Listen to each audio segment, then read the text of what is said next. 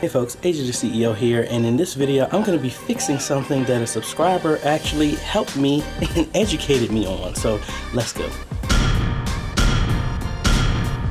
Hey folks, AJaytheCEO here. If this is your first time stopping by the channel, thanks for stopping by. And on this channel we focus on tips, training, strategies, reviews, and builds to help modernize your media ministry. So if you're new here, consider subscribing. So I had a subscriber reach out to me and inform me that he saw one of my videos where I was doing an install, and he educated me on some code that really not allowed, should not be putting surge protectors or anything like that, like in a ceiling. It needs to be an exposed outlet. So again, thank you for letting me know that, and I'm fixing that right now. So what I have is, when I added a lot of the stuff here to our church, I ended up drilling a hole here and put our access point and some other things in the ceiling, and it needs power. So right now what's being powered was our access point, our Canon G20, and the converter to go from HDMI to SDI. So what I'm going to be doing is migrating as many of the cables over here as possible so that they're plugged in directly here, so there's no power source down under here. What I have to do right now is get an extension cord for the camera, at least, which is going to be a temporary thing for right now, but that's kind of where I'm at right now until I can run some other stuff there. What he suggested is to actually have an exposed outlet and a socket like hanging from the from the ceiling, which honestly I think that's not a problem with doing that. I know my pastor might have a problem with it aesthetically, but honestly I think after people see it the first time, after that no one's really going to pay attention to it, just like everybody had a problem with the cameras that I was going to install. Where's it at? Yeah, I can't see it. Yeah, that right there. People thought they had a problem with that, but most people don't even notice it anymore. So that's what I'm going to be doing. I have about 1,000 feet of Cat 6 cable. So what I'm going to do first, this is this PoE injector, which is going to be easy. It has a little plate. I'm actually going to mount this on the floor, and I already pulled the cable. All I really got to do is plug in the blue cable that's there on the floor directly into this. This is what sends power down there, and just keep this block up here. So I need to extend or re-terminate this here so that I can connect it, or I could be cheap and actually I already have another, like maybe a 6-inch Cat 6 cable that I can just connect this to. Either one will work. I'm just gonna mount it up on the wall right there, and then this is more than a long enough cable to run downstairs. So that one is going to be easy, and we're just going to figure out all the other stuff we're going to do. So let's get going. All right, let's get up under here, and we're going to mount this, and it's going to be this plate.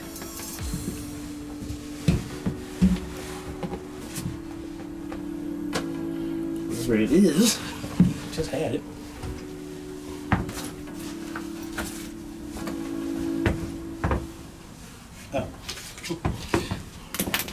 This is going to be the plate for the access point PoE injector. Just going to mount it sideways here and then put it down there. So I need to, don't need to, but I'm going to level it so that it shows up fine here.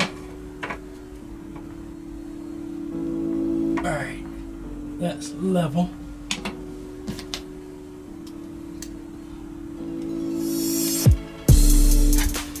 Alright, need to make a hole right there, and then put a drywall kind of plunger in here to hold this screw in place. I don't know what the proper term of it is, so excuse me. Alright, let me find something for that.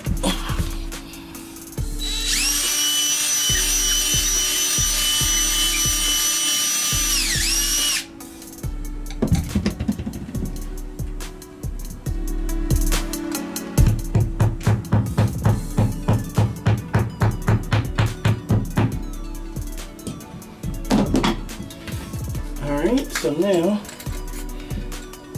just gotta screw this back plate in. Alright, so I'm gonna mount it this way so that the Ethernet ports will be lined up here to go from there. So that's really straightforward. So I really did not dress for this. I was dressed to actually go to my daughter's play, but it actually, I was too early. It's actually next week, so this is gonna be fun.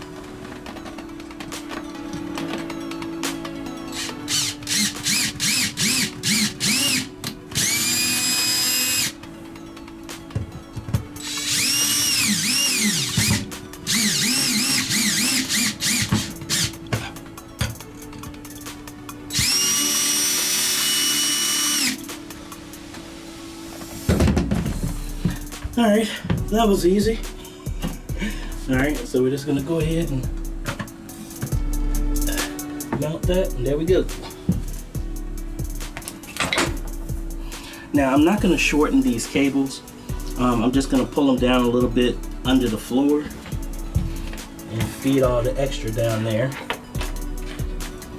And you just gotta be mindful, take this off, of which one we plug into. So this is going to plug, this is the access point that's hanging, and plug this into PoE.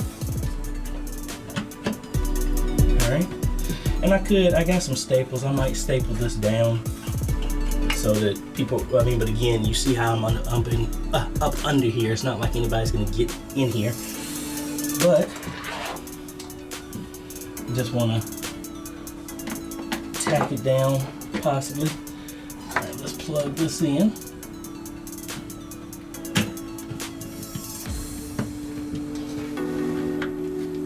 And now, what I think I'm going to do is just re-terminate this end. And there's no point in adding another cable because I have more than enough slack, as you can see. So I'm going to cut it right here and then re-terminate this.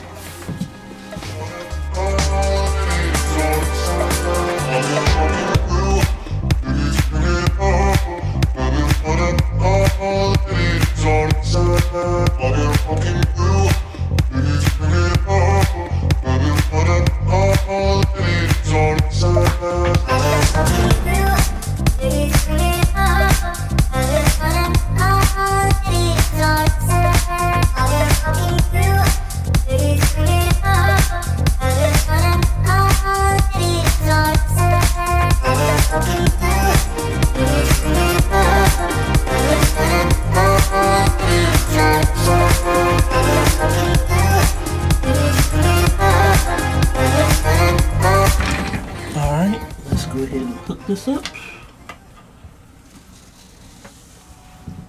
This is direct connection to the network. And the easiest way to confirm if that's working is we're going to come over here to our Unify controller. And we're just going to come in here and see, does it have a heartbeat? There's the sanctuary, and it is back up. Alright, so that is cool. And we can go downstairs and, well, actually I don't need to go downstairs and verify. I can just see, because my phone is most likely on Wi-Fi, which it is. And as long as I can see my phone on here, then we're good. And we're on that is a Pixel 3. So let's go ahead and force myself to be reconnected, which it looks like it already did without me having to do anything. So as you can see, now we're on the sanctuary, so we're good. Alright, so that's problem number one. So that's problem number one taken care of. Now, what we need to do is get back under here, under the table, and we're going to, I think I'm going to switch out the HDMI to SDI converter to one of the Blackmagic ones, and then because that can run off of USB, and I can run a cable down there.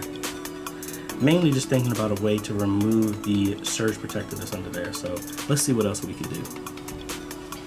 All right, so I ended up getting all this other stuff, the majority of everything taken care of. I had a extension cable for our front Marshall camera, which is actually just a cable that had a BNC connector and a power extension for security cameras, the same type of adapter. I removed that because I already had an extension that could actually reach, so I completely removed that cable. And then I was trying to figure out how to hook up the ORI and run it up here, because the plug was only maybe about like 3 feet long, but it looks like the power cable that was going to the Marshall camera fit the exact same cable for the ORI. So I re-pulled that cable again, and now I have it plugged into the additional smart plug that I did not use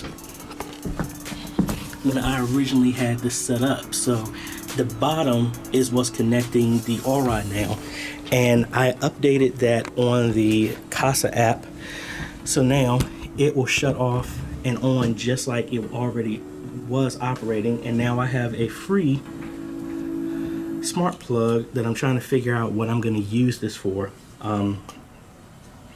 So now the only thing I have left is to find out how to get power to the Canon camera.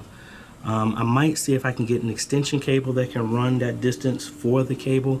I might see if that will work, but I think that's pretty good. What I need to do is I have 100 feet of SDI cable that's just sitting here that I need to get rid of. Probably need to replace that with a shorter cable, and then I can repurpose that cable when I go to football games and I need to use a cable to reach where I'm at, because that originally was my cable. Then I ended up donating it here. So I need to figure out another cable solution for that. So those are the two things that I have, and based off of, sorry, my camera started acting up.